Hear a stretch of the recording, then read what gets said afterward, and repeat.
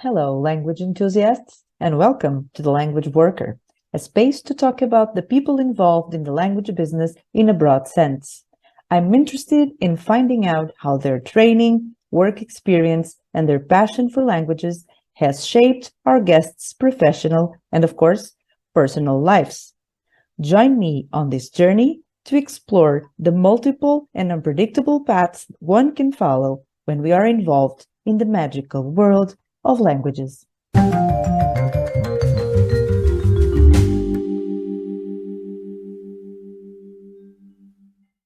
When I had a conversation with Robert Martin some months ago, he mentioned his friend Laura, and he said she would be a great person to have on the podcast. I invited Laura to talk to me about the language industry and her experience working in large LSPs. Now she's an independent consultant and brings all that knowledge to her clients, LSP or localization departments looking to implement new technologies. You will learn a lot from Laura. Yes, she's someone who was actually there while everything was happening and stayed for the long run, so she also has a pretty good idea about where things are heading. So here we are today with my new friend, Laura. We have just met, but I've heard so many good things about you because we have a friend in common that is Robert Martin. He was the one who told me that I would be super happy to talk to you, and it's true. Now that we have been talking for a little bit, we could be talking forever, I guess. So that's it. If you could just talk a little bit about yourself and let us know who you are. So my name is Laura Casanellas. I am from the north of Spain, but I have been living pretty much all my adult life in Dublin, Ireland. I work in localization, of course, and I work as a consultant, localization consultant, and I specialized in implementation of machine translation.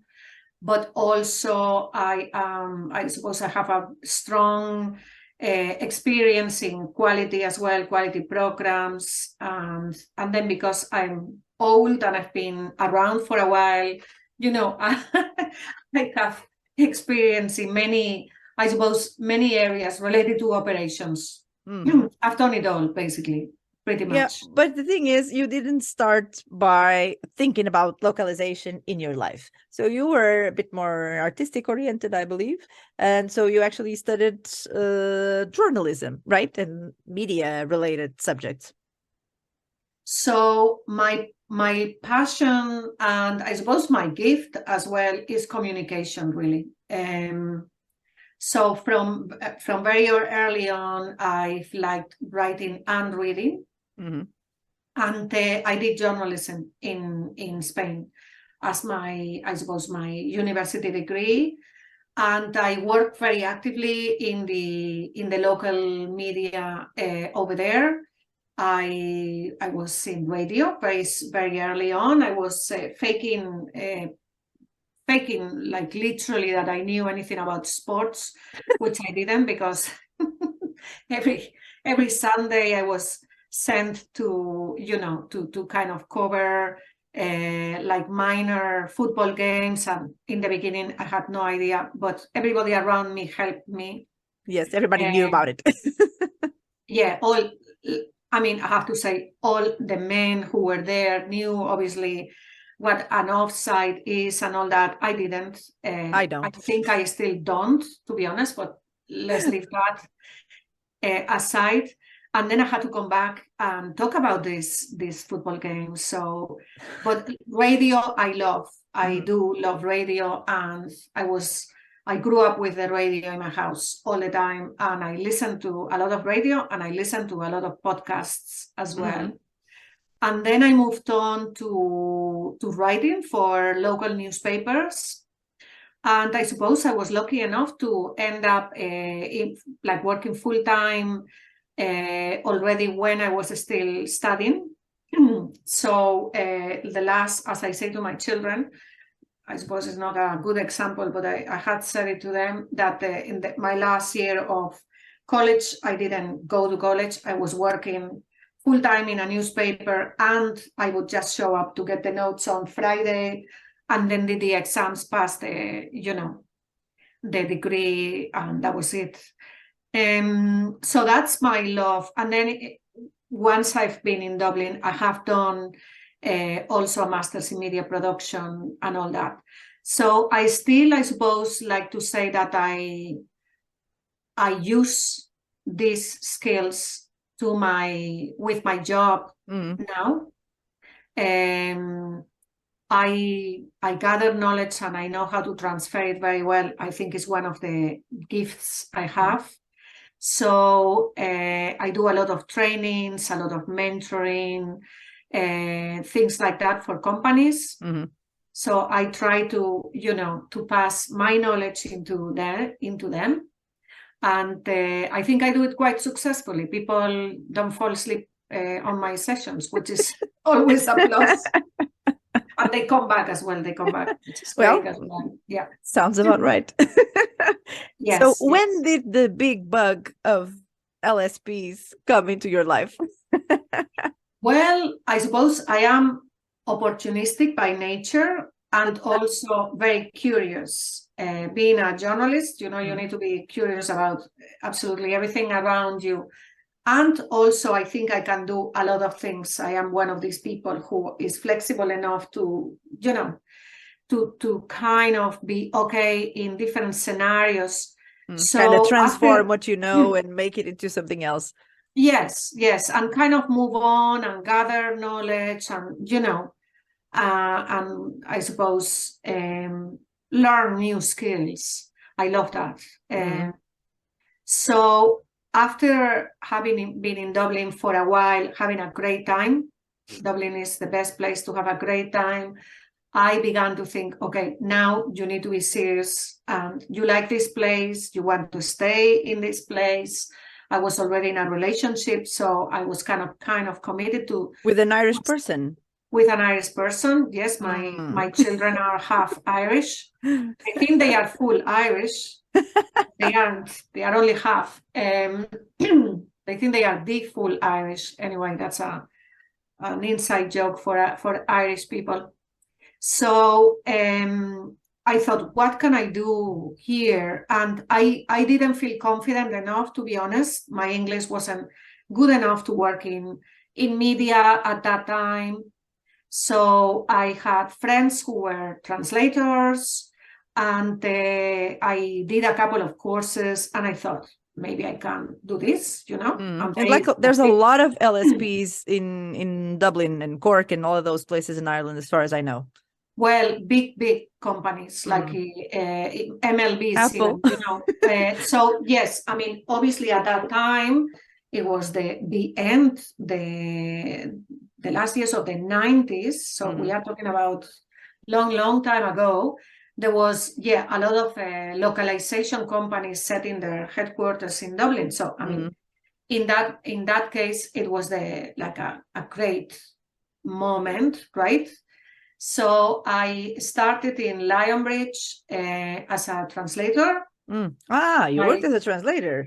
I didn't know that. I did for 6 months. My friend Anna Gerberov very kindly gave me a job. I was really bad at it. I mean, she's never said that to me, but I know that I was not born to be a translator. So in any case, I had this small contract, and then I moved on to Vivendi Games, which had a big French game and media company, which had the localization quarters in Dublin again.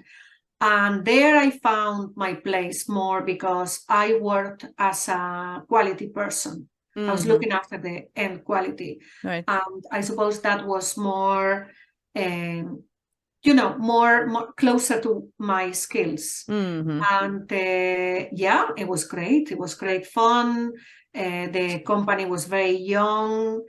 We all, of course, it was a multilingual, bunch of people from everywhere, multicultural.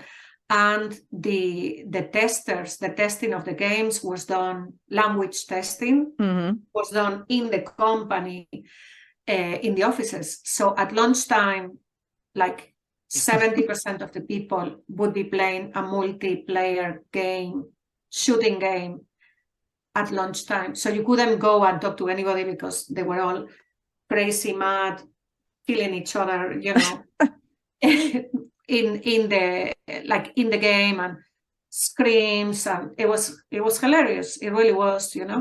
And anyway, apart from that, I did learn a lot. I began to work with LSPs. Mm-hmm. I was the client. Mm-hmm. And later on, many years ago, in fact, 2 or 3 years ago, I was working as a consultant, machine translation consultant, for a very large MLB specialized in games.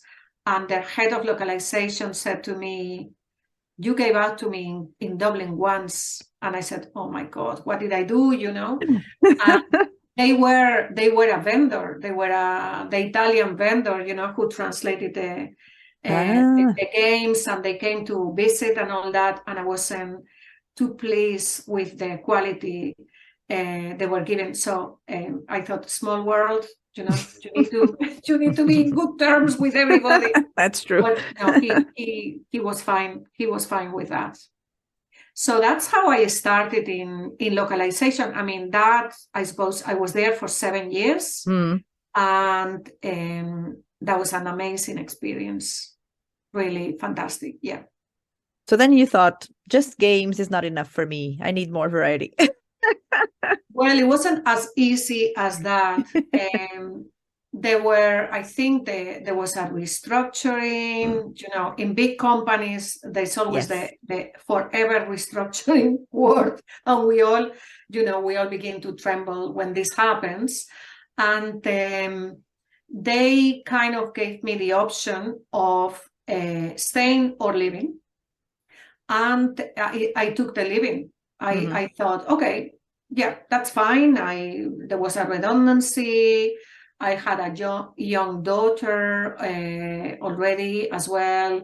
My son had been born as well. So I thought, new opportunities. Yeah. I'm going to take the money and run. So I did that. And then for a while, I was working as a consultant as well. Let's call it consultant. And I did a lot of... I was working for the same company. That was amazing because I could take my job with me. So they still needed somebody to look after the quality. So for a while, that was very handy.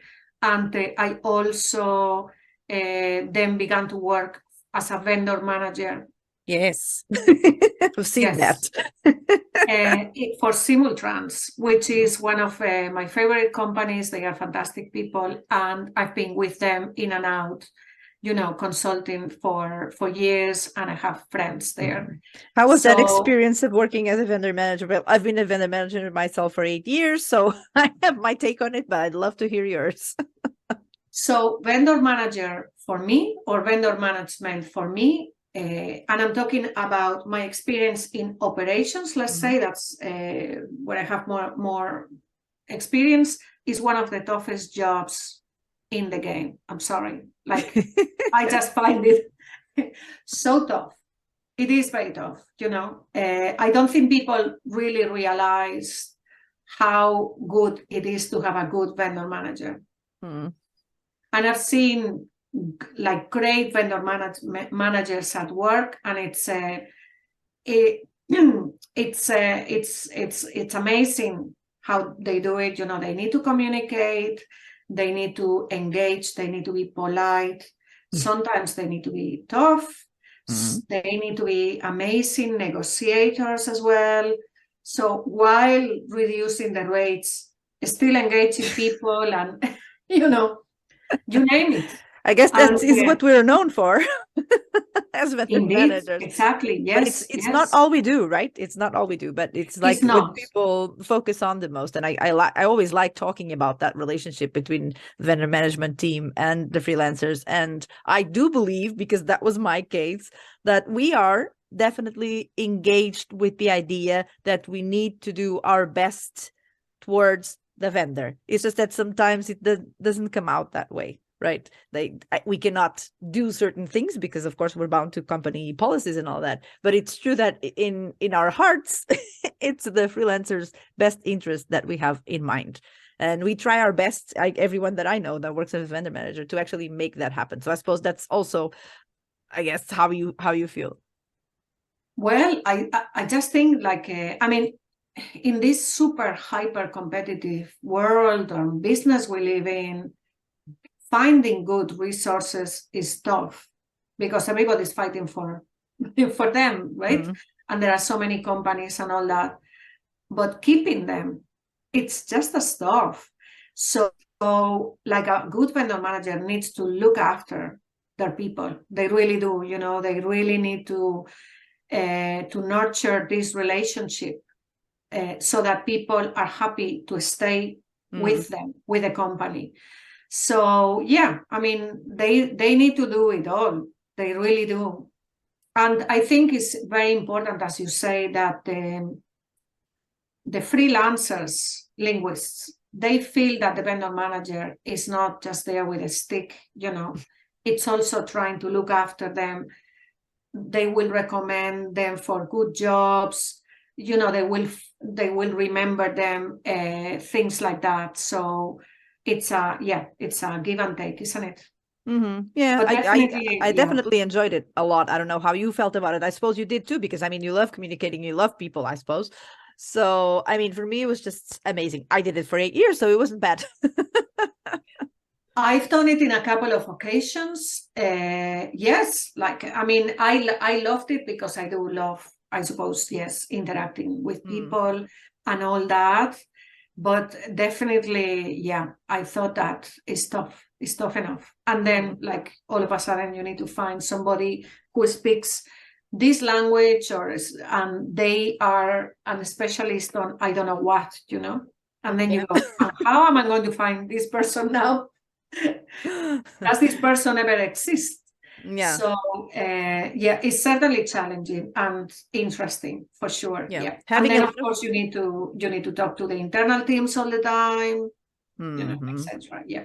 Yeah, that's exactly what I liked. Like being in the middle and knowing about this one and knowing about the other one and just being there. And then all of a sudden one day someone calls you at the office and says, well, we need to get a group of people and reduce their rates because of this, because of that. You're like, I know. But that's not always happening. No, it's not constantly happening, right? But it There is, are I mean, periods. sometimes it is, yes. And then you have to begin to think, okay, what am I giving them? How am I selling this to them? Yeah. But it's very, I find it, and that's the way I did it. I was very personal about it, and I actually received also amazing things in my inbox, or even in the mail, things like people trying to explain to me what their situation was, sending me photos of their sick mothers, and I don't know, just explaining their whole situation and why they couldn't reduce rates. And I mean, it was very intense. It's very personal. It's very emotional. And you have to really balance everything around you and still company's interests and the whole production team. So it's very intense, but it's very human, I guess. And that's what people usually don't think about it, like, oh, they're calling me vendor, they're calling me resource, they're calling me, I know there's a lot of I know, yeah, they freelancers don't who are like it not happy about that. Resource, I know. I don't know who came up with this name.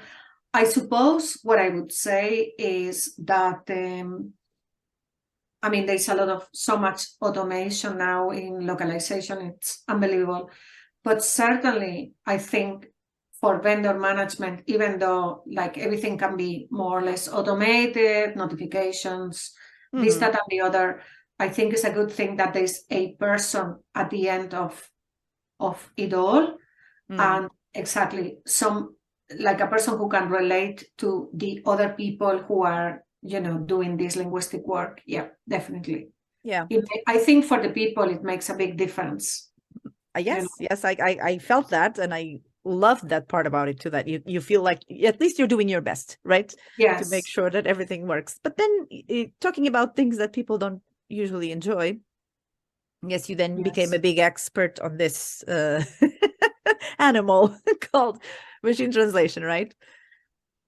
Yes. Well, I suppose before that, I moved on, I suppose, like some crisis, I don't know which year, there's always a crisis that makes me kind of think, okay, now maybe I need a permanent job because there's a crisis coming. And when a crisis comes, like consultants are the ones that sometimes, are dropped, and it makes sense. Like, companies tighten their belts and they think, okay, maybe I wanted to do this project, but I'm going to leave it for next year because there's no money, or I don't know if there's going to be money. There's uncertainty. Mm-hmm. So I thought, okay, maybe it's a good time for me to go to a permanent position, and I did. I found a great position in We Localize as a quality manager. And again, I think I was in We Localize for around 7 years or something like that. So it's your number, right? You stay for 7 yeah, number. Then it's like out, one way or another, out. So, and in that case, like half of my time I was working as a quality manager. So I went back to quality, which is what I love, and I think I do very well. It was unbelievably complex, super complex, big accounts, so many languages, copywriting, all sorts of workflows, millions of words. And like, I don't know if anybody thinks like me, but being a quality manager sometimes is almost like being a PR manager. You really need to talk to you really need to talk to your people, to your clients, and sell them the idea of localization. So sometimes I would find that I had a great relationship with the quality manager on the other side, on the side of the client, who is an Irish woman, Angela. She's amazing. And we got on really well, and we understood each other really well. So there was no problem there. But then, of course, there were all the local representatives of the different locales and languages. And those people were more, I suppose, their jobs were more related to marketing than localization. I mean, they would be kind of signing off copy simply because that was going to be, published in their own locals and all that. So they had no idea about localization. So maybe somebody could come and, like, from, I don't know, from maybe the Romanian office and said, I want to change this term. And you would go, they don't know what this means. Like, I mean, this term is a key term, you cannot change it. Like, I mean, if you change it, you have to change it everywhere. You have to change it in the documentation, translation memories, blah, blah, So there was a lot of, literally at that time, picking up the phone and talking to these people and saying, okay, if we do this, this is what it means, Everything published before, it's going to be different. There's going to be inconsistencies. There's all this, I suppose, budget that you need to allocate to this. Is this really necessary? So when you mentioned the budget is when things started to get a little I suppose people begin to realize that there's more to it, Excuse me. So there's a lot to be said about education, of clients. I don't take a free. Yes, please. Excuse me, because my throat gets very dry. Yes, do whatever you need to do. Don't worry about it. Thank you.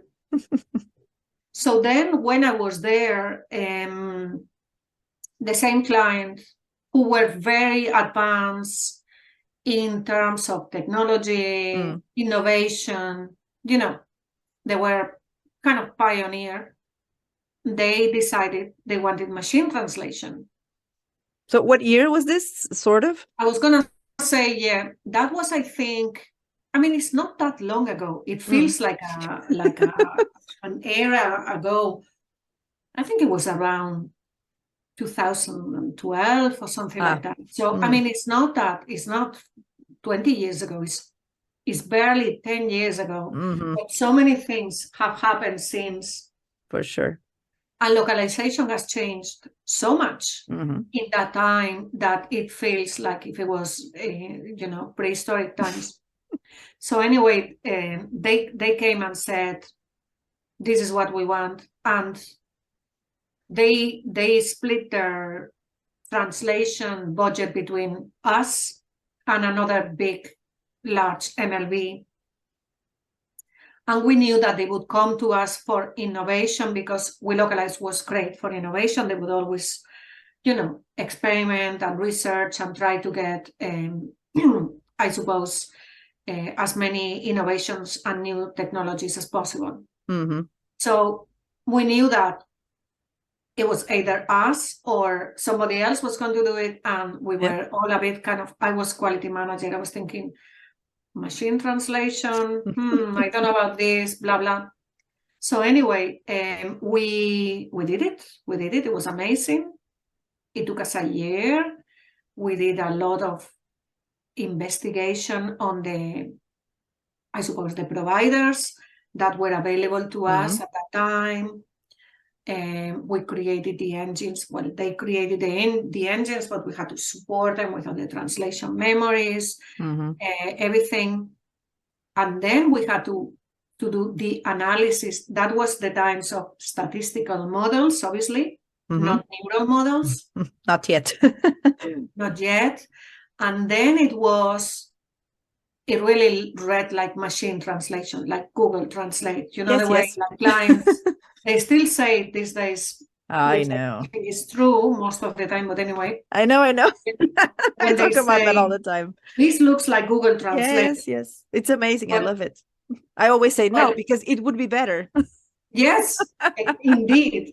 So at that time, it really did read like a machine translation because, there was no fluency at all. It was all very kind of chunky, robotic.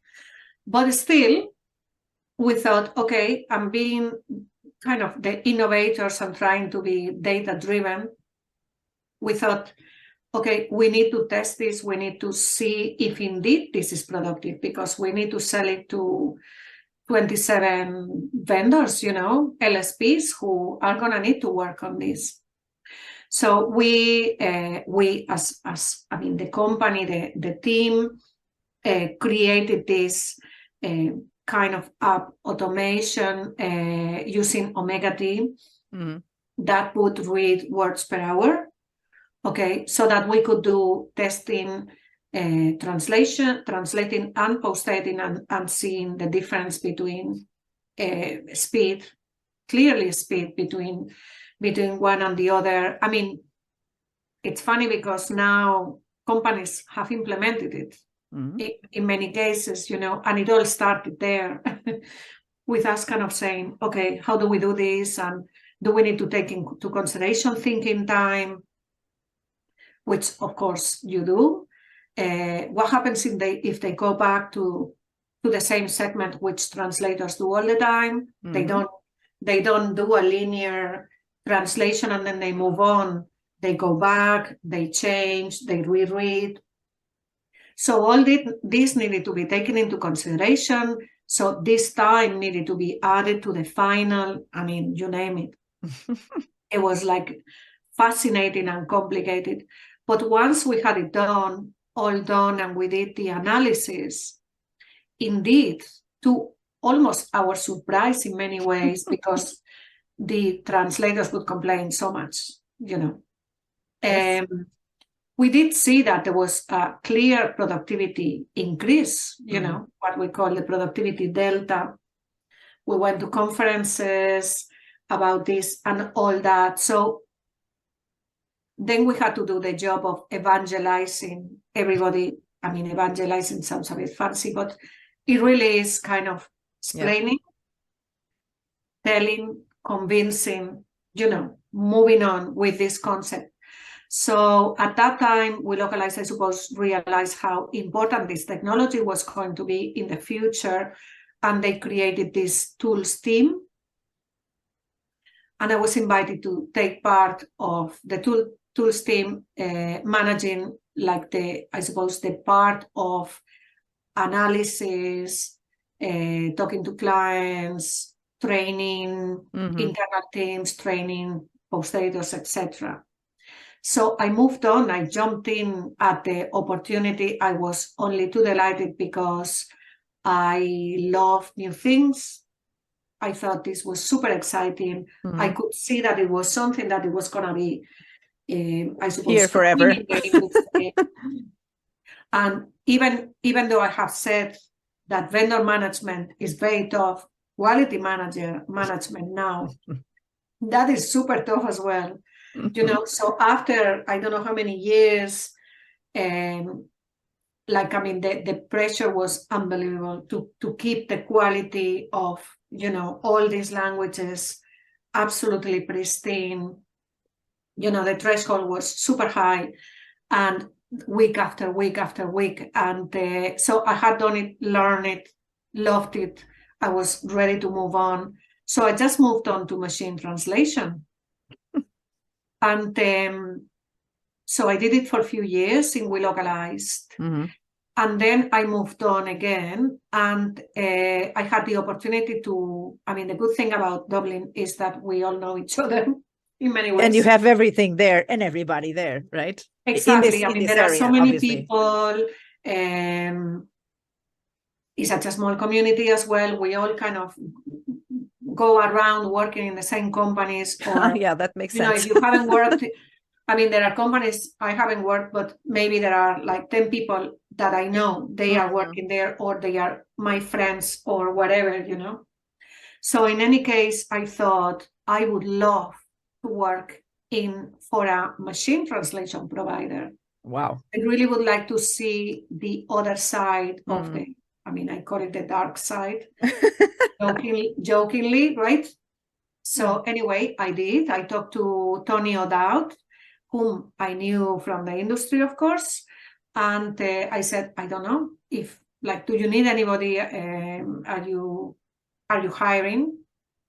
And he said, yes, actually I am. So I joined as a product manager. Once again, fascinating, absolutely fascinating, an area that I loved, which is also that people in the industry can do, right? Product management. And I also ended up working, I suppose, managing their professional services as well. So that was amazing. It was a great learning 2 or 3 years. So many things happened. First of all, I suppose the new technology, neural, appeared, right? And we did the change while I was there. So I could see the absolutely amazing difference between the previous one and the new one. So that was amazing. One, like straight away, I said, okay, I'm reviewing the Spanish. The Spanish is for me. I really want to see it with my own eyes. Yeah.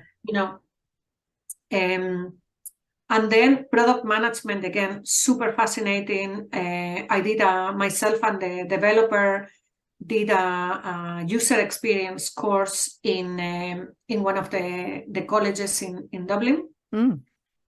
Just preparing for the job of changing the UI, changing all the layout of the app, right? I loved it.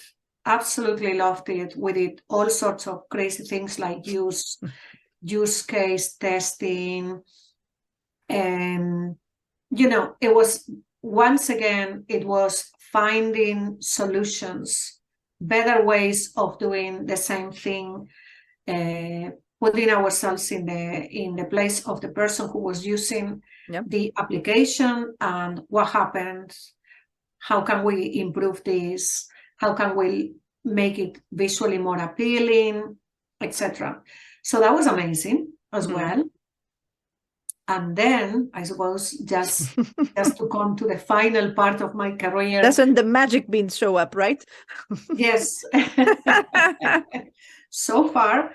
So what I was seeing between my time in We Localize and definitely my time in Cantan, I saw that there was, I suppose, a need in the market, which was companies, in this case, many times LSPs or localization teams from bigger companies, whatever, they wanted to implement the technology, right? The translation, machine translation technology, but they didn't know how to. I mean, okay, the machine translation providers, most of them now provide the service of do it yourself. Yeah, but it depends on the internal team, right? So types of companies can just include that in their normal workflow, and others can't. So I guess you need to come in and maybe be the bridge between the MT provider and, I don't know. Is it the type of work that you do? Yes, definitely. So I suppose one thing is the same as everything. Like with a TMS, with whatever, we have so much technology in the industry. One thing is being able to use the technology, and another thing is knowing how to use it well. So, like I thought, okay, great opportunity for me to set up on my own, which I like. I love being an independent consultant. I tried for a while. Then the crisis came, and I had a very young family, and I thought, no, I need a permanent position. And then I stayed on for another bunch of years, in permanent positions and all that. But what I really like is being, I suppose, an independent consultant, because I see so many things. I learn so much from different clients and all that. So I thought, okay, let's see if this works. A little bit like what you are trying, Rita, what we were talking about before. Let's give this some sort of breathing space, and see if this works, and see if this sticks, So, and this is what I've been doing ever since. That was, I think, 2017. So that's kind of 5 years, more or less. Yeah, I'm still here. It's great. Yeah, you already have an overview of 5 years on what happened and what was going the way that you expected it to be going, or what didn't work. That kind of thing, I suppose, right? In 5 years, you can already see and know about also how you performed according to your own expectations. So I think, thankfully, the companies I work with are usually very happy, happy. I make companies happy. You should, I make companies happy. Yes, definitely. So I am successful on transferring the knowledge, training them, giving them the confidence, supporting them while they are doing this crazy transition. So, because in many ways, there are kind of such misconceptions sometimes in the industry, which is everybody in LinkedIn is talking about artificial intelligence and ChatGPT. Hence, everybody is using it incorrect, absolutely incorrect. This is not the case. So when there is all these hypes, of course, people who know about it talk about it, and everybody wants to learn. So these forums are amazing to gather information, even to know where to go to look for more, and all that. That is all amazing. But then companies implement new technologies, new ways, new services, whenever they are ready, whenever they can, at their own space and rhythm. Because, of course, it's a very disruptive new step, and it takes a lot of effort and commitment to do it. So, sometimes it feels that everybody has it, let's say, right? In the same way that it feels that everybody has great quality programs, right? Everybody looks after their quality so well. And then it's the reality. Yes, I know. So, for that reason, I think there is, there is still a need and all that. It's kind of exhausting having to be out there all the time, being visible, being present, and all that. And that is, I suppose, the life of the independent consultant. I work on my own. I work with Robert in Magic Beans. I work with other people, but I have to be out there, letting people know that I exist all the time. And that takes a lot of time. That takes a lot of effort. Yes, for sure. But it keeps it fresh, right? Because you have to talk to a lot of people. You have to see it from many perspectives. So I guess it's also different from someone who only works with one company and, of course, embraces the philosophy that comes from the company, because you've seen many, right? Yes. You've taken your conclusions at this point, and now you're absolutely at a position where your opinion is very valuable because of all the years of experience and being there while things were happening, which is different than just getting it while it's already in its course, right? I suppose, I love working with new companies, even like, I not only implement machine translation, but I do a lot of machine translation implementation.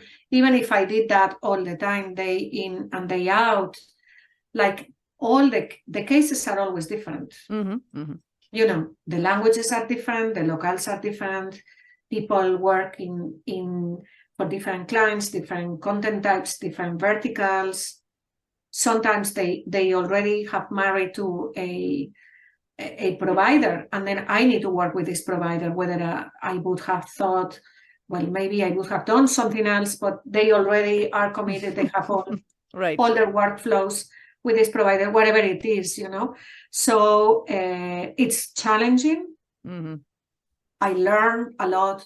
Then it's not only, of course, machine translation is only one step of the whole puzzle.